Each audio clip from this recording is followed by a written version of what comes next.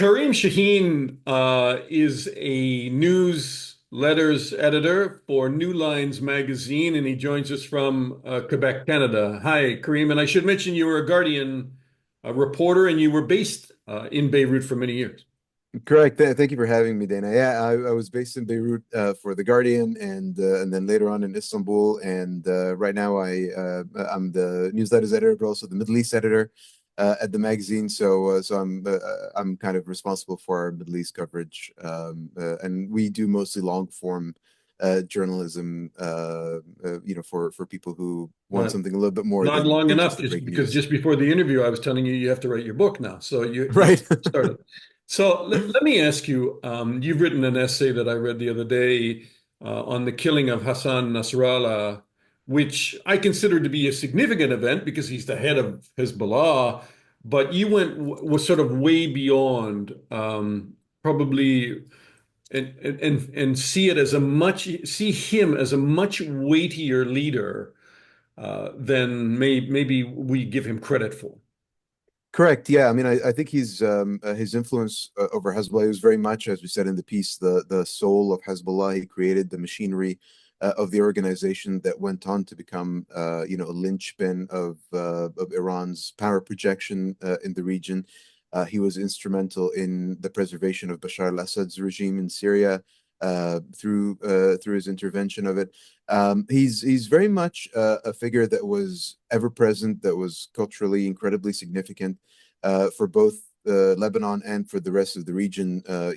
Whether you hated him or whether you supported his campaign, against Israel or in support of Iran's goals in the region. It's enough to consider that for the past year, Hezbollah has essentially launched the longest lasting war against Israel by any Arab force. And he was obviously instrumental in Israel's withdrawal from Lebanon back in 2000. Israel's occupation of Lebanon starting in 1982 was a key event that led to the creation of Hezbollah. Up until the early 2010s, Hezbollah's leader was probably the most popular Arab leader in the region. His legacy, obviously in Lebanon, was very complicated because of the brutality that Hezbollah visited on its opponents inside the country, the political assassinations they carried out against liberal politicians who opposed them and who opposed their stranglehold over Lebanon.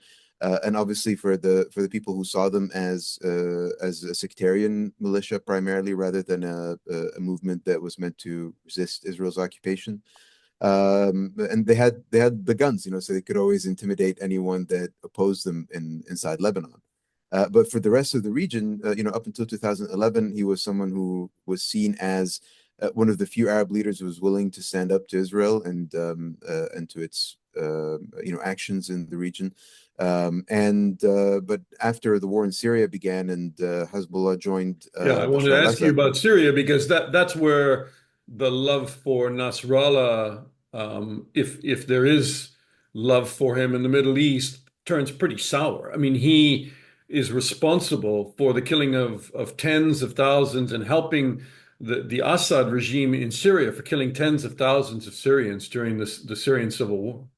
Correct. Yeah, we compared Nasrallah in the piece to Gamal Abdel Nasser, the infamous ex-Egyptian president who was very much synonymous with the dream of pan-Arab nationalism and the unification of the Arab world.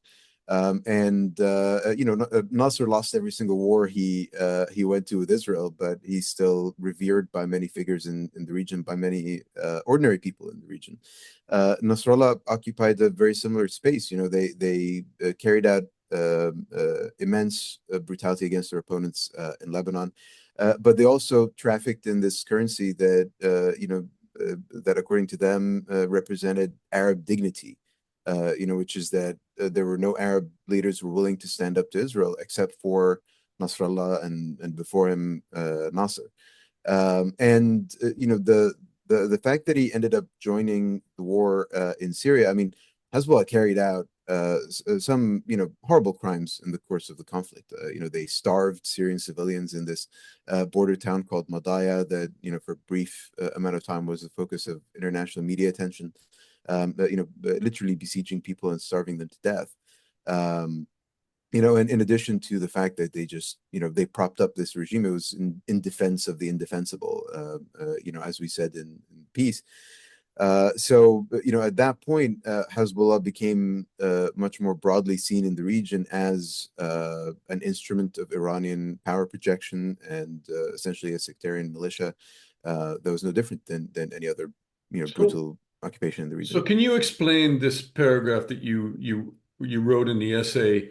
And I'll just read it. He provided the ideological and operational template for militias and Islamist groups that stretched far beyond Hezbollah. Even extremist groups like Al Qaeda and Islamic State group have borrowed from his playbook, imitating Hezbollah's ability to merge military action with political legitimacy and mass mobilization, and even emulating his style and persona. I mean, what was so different about what he was doing?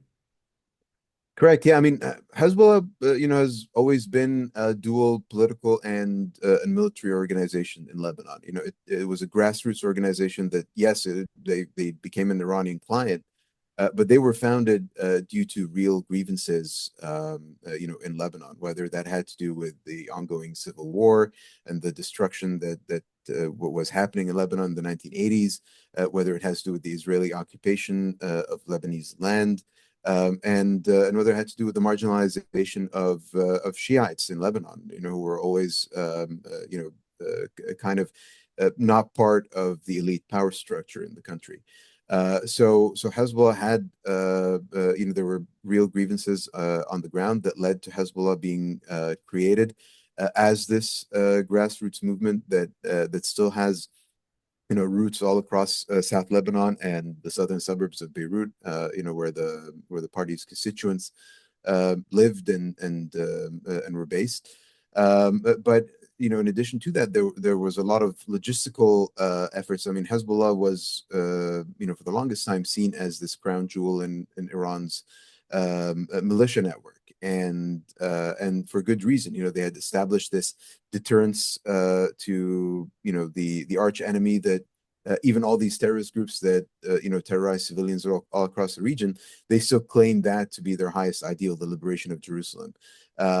Meanwhile, Hezbollah was one of the few militias that was actually in combat with Israel on a regular basis. They In a went in out a of fearsome way, and put the Israeli army back on their heels more than once. Correct, and that's why for them, they used to tout the 2006 war as the divine victory, even though much of Lebanon was destroyed in the course of Israel's aerial campaign over Lebanon and over Beirut. They were able to hold the Israelis to a standstill, and they won by denying Israel the aims that they had stated, when they launched the 2006 campaign. But Hezbollah has used this position, as a way to also spread its influence far and wide. They were training all of these Iraqi militias, Iraqi Shiite militias. They were, training the Houthis in Yemen.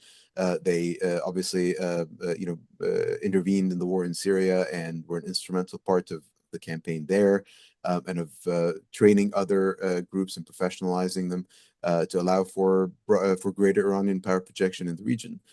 So they both inspired those groups and directly were directly involved in improving their capabilities. But and over your many coffees and getting to know the Lebanese as well as you did by being based in Beirut, was there a lot of resentment in different areas of Lebanon of the state within the state? I mean, the Hezbollah essentially has hijacked the state, not allowed government to function, has been a violent organization within Lebanon itself. Correct, yeah, and but as with anything Lebanon, it was a polarizing question. There were people who directly benefited, obviously, from Hezbollah's power. There were people who, would think of the struggle for the struggle against Israel as being the paramount cause in the Arab world, and so they were prepared to overlook, Hezbollah's crimes in Syria and its assassination of opposition politicians because it was in service of preserving this resistance to Israel. And obviously, there were the victims of Hezbollah's actions, whether that was the Lebanese politicians and their families who were killed by Hezbollah, whether it was the people who felt that Lebanon's development and Lebanon's realization of Lebanon's potential, both politically and economically, was stymied by Hezbollah's allegiance to a foreign power.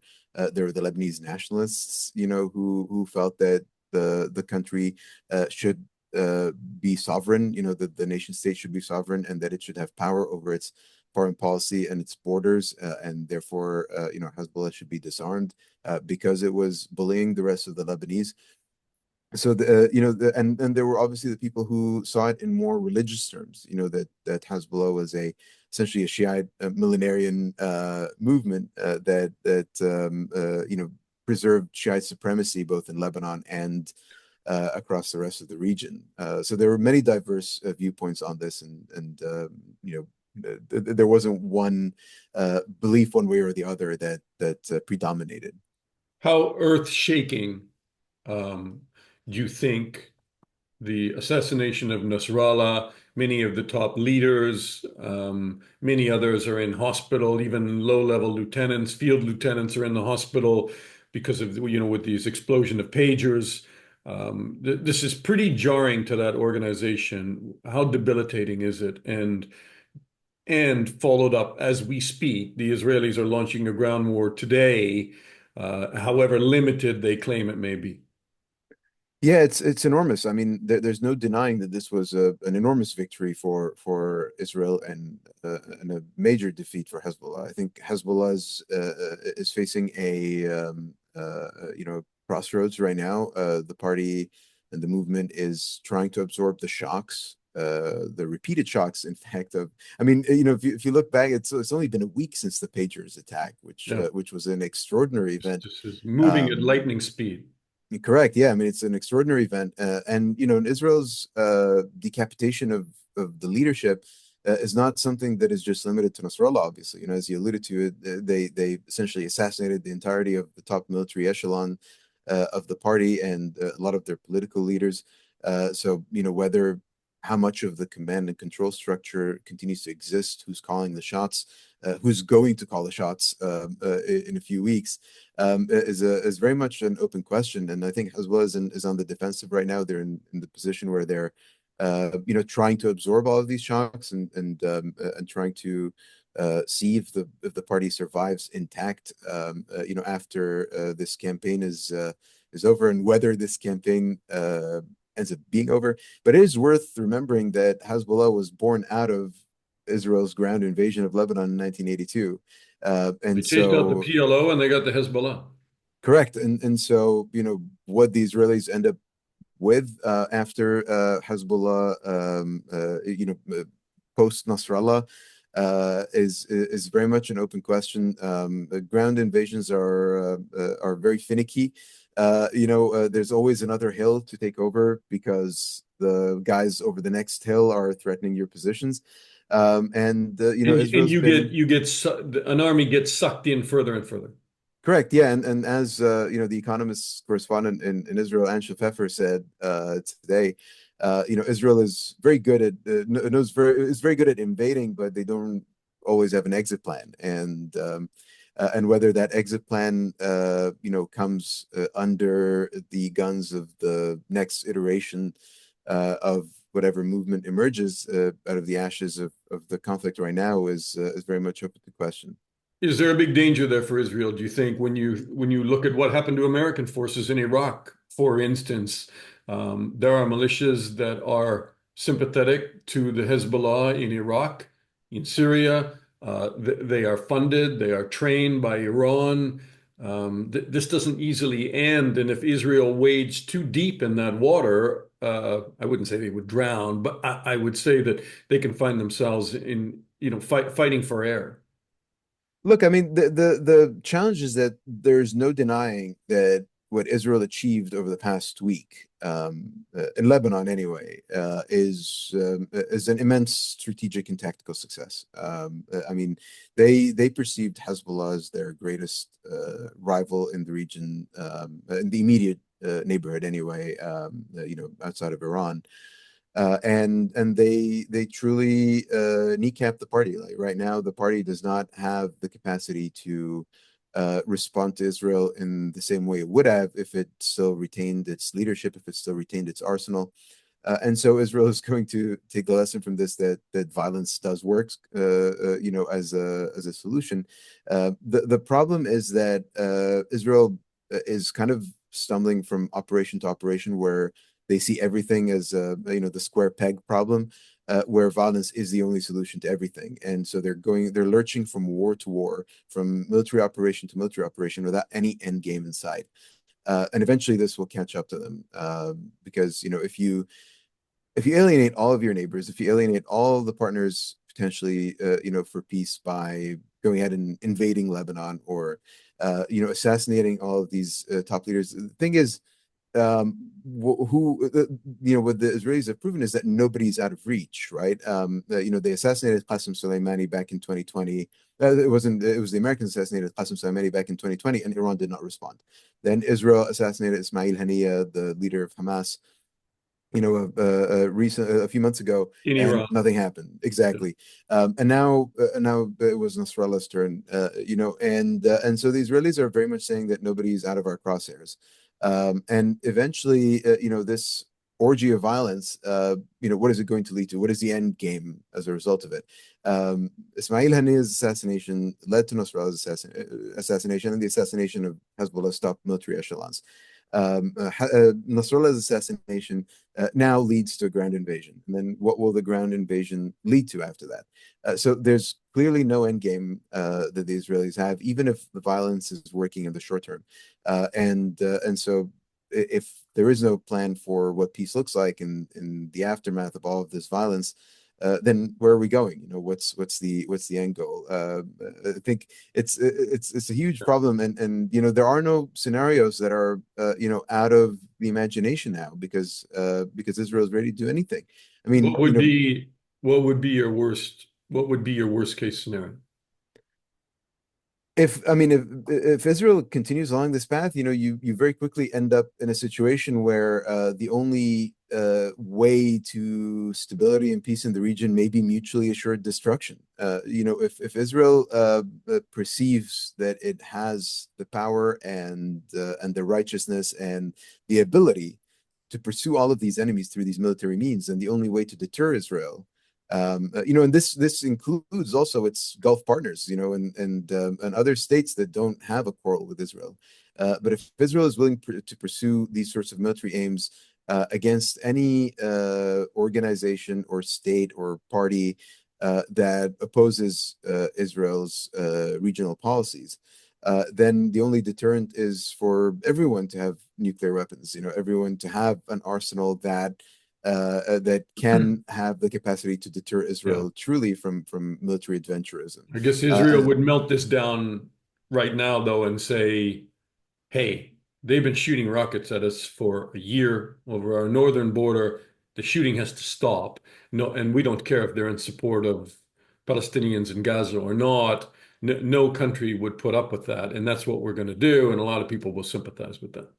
Correct, yeah, and that's what the Americans are saying right now. Which is that yeah, we don't want a regional war in the Middle East, but Israel has the right to defend itself. But equally, if you consider the other side of it, Israel is essentially terrorizing much of Lebanon. I mean, the attacks are not limited to the south, where they want to establish, deterrence over there. There's a million Lebanese civilians who've had to flee their homes. Million, and that rolls off our tongues pretty quick, right? But a million people on the move, who will probably have no homes to go back to, by the way, even if you get a ceasefire in place now, because a lot of it's being destroyed. And And it's it's only a small country. It's a million people out of a population of 4 million. It's literally a quarter of the country has fled, as a result of these attacks. Yeah. Some 100,000 people have crossed over into Syria, for God's sake. And that's where they're seeking shelter and safety. And this is a country that's been in economic freefall for years. Where everyone is impoverished, where the country has been suffering for such a long time. And don't get me wrong, I think that the solution right now is for there for the space to be created for Lebanon to reclaim its own sovereignty. This is a golden opportunity, I think, for the Lebanese state to be empowered, for the Lebanese military to take control over its borders. Except, nobody cares. The only thing that matters is those short-term gains of, which leader has been assassinated, which bombing operation has been successful, and the chest beating part of war. And nothing else matters. No political solution. Nothing. Um, Wouldn't that be wonderful for Lebanon if this is a turning point, inflection point, to steal somebody else's term, if this is a great inflection point for Lebanon to take sovereignty and control and to be able to get its government working again and remove, I mean, Hezbollah has been part of the paralysis there. Correct. Yeah. I mean, but except, in all of these situations, the region is run by middle managers. It's not run by actual leaders with a vision. I mean, Netanyahu's lurching from war to war, because it's essential for his political survival currently, and there is no end game in place. And so this idea that we might look for an opportunity or a silver lining within this absolute catastrophe that's occurring, and trying to figure out a way for the Lebanese state to exist in its aftermath, is very much not a question that's on the mind of Western policymakers or Israeli policymakers, largely because Arab lives don't really matter. It's In their unfortunate. view, in their view, some of Correct. Yeah, of course. Yeah, yeah. As an Arab myself, I certainly hope that my life does matter. But it's an unfortunate reality in this world that Hezbollah is paying for its crimes against Lebanese civilians and against Syrian civilians, in the form of bunker buster bombs, 2,000-pound bunker buster bombs provided by the United States, being dropped on one of the poorest parts of Beirut, and vaporizing 6 or 7 apartment buildings in the process. And nobody's talking about that. Nobody cares about the people who were there because Nasrallah was the ultimate target, and he was killed, and that's obviously a monumental event for the region. Mhm. But the reality is that it was a mass casualty event in which a huge number of civilians was vaporized by it, and that the number of people who've been killed in Lebanon already rivals the number of people who died in the entirety of the 2006 war, which lasted a whole month. The same number of people have already been killed in about a week of Yeah. hostilities. And Um, unfortunately, if I would add my comment, none of these conflicts, whether it be in Gaza or the West Bank or in Syria or in Lebanon, none of them, unfortunately, end with moderates being strengthened. It's it's it's people who are very angry, who have lost loved ones. It breeds and empowers hatred in the region.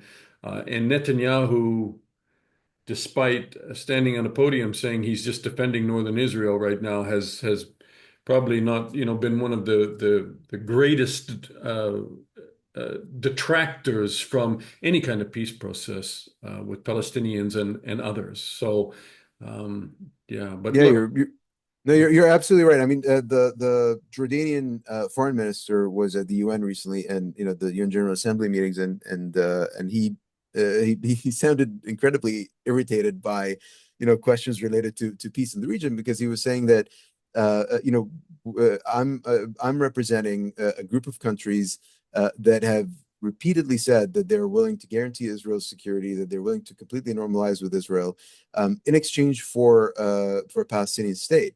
And the reality is that the agenda that Netanyahu is pursuing in the region of this perpetual war, is because he does not want a two-state solution. He does not want a solution for the Palestinians. He wants to win it all, and he does not have an end game in sight. And as Our a next result, we're interview, suffering for all our of this. next interview Kareem, is going to be, what does win it all mean?